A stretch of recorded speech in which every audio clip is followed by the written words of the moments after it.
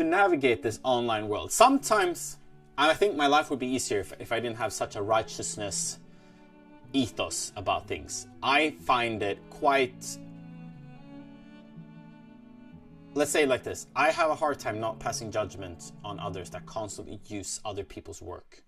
As in, you know, like composition rights. If it isn't in public domain. So I feel like we've established some rules about this. You can't own things forever, which makes sense. So if it's been used, and you know the composer and the families that are in charge of that has been able to reap the benefits from it, that's fair. But I feel like there's so much, like, the lines are just so blurry and there's no policing, and it's really strange. But I still find like the ethics of it isn't correct. I strongly dislike it. I think that's also why, hence, I kind of tend not to do that much pop covers. First, because I think too many do it. But secondly, because I also have that ethic around it. Not that I should be up on my high horse about things. I'm not completely... Well, I'm not going to say anything more because I don't want to perjure myself, I guess.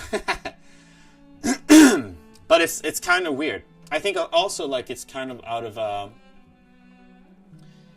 growth standpoint, maybe.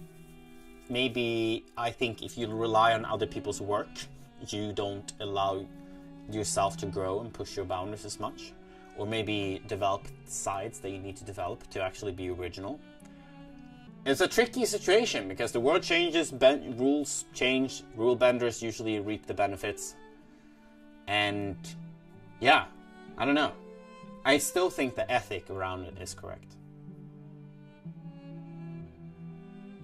But you can't deny the success of it. If you look at other artists or other performers, how they do it, it's just like constantly just play whatever, you know, is more in popular media, popular music, and completely ignore the rules.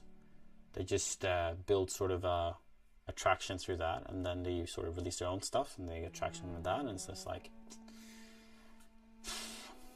It's weird. Priscilla that comes in with the politics of anything. I always have such a fine line on topics such as this, yeah. But it's strange, don't you agree? Feel free to chip in about your opinions. I have a feeling you agree with me because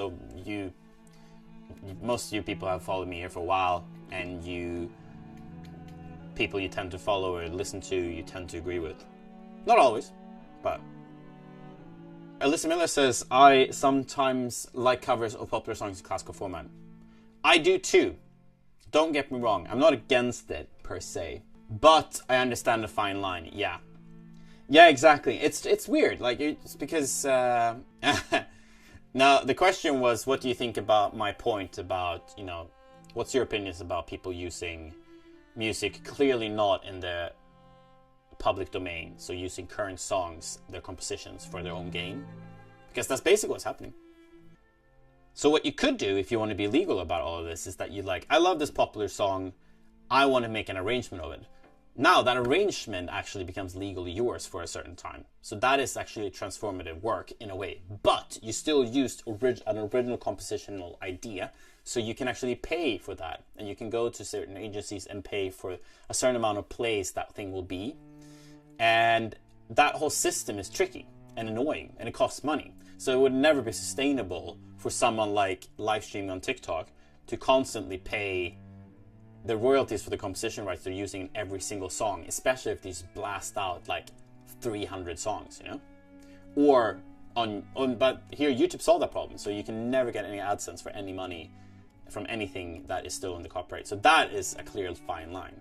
Spotify has already solved this, by the way, by paying like a certain amount of money every month to rights holder or copyright to be able to use covers. Spotify is the only one that does that, by the way. If you're wondering why there is a ship ton of covers on Spotify, because they've sort of brokered a deal with the composition right organization holders, and I mean basically there is a worse deal for the composition right holders. If I'm going to be honest, I think that copyright can be tricky. Even contract varies in terms on how you can arrange or rearrange if allowed with so many original works that it's torturous. Agreed. It is too tricky. It is too weird.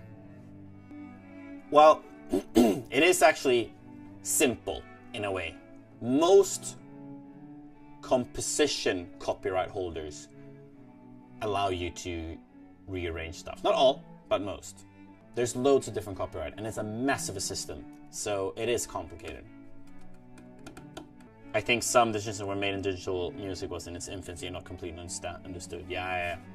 Very, very good point. I support artists making money off their work. Absolutely. I think everyone here agrees to that. That I know for a fact. Obviously, a lot of you support me on Patreon, and that's definitely a thing. So, but it's weird. It's weird. In one way, you know, maybe the Beatles don't need the copyright anymore, to say it like that. Which is, I mean, where you can.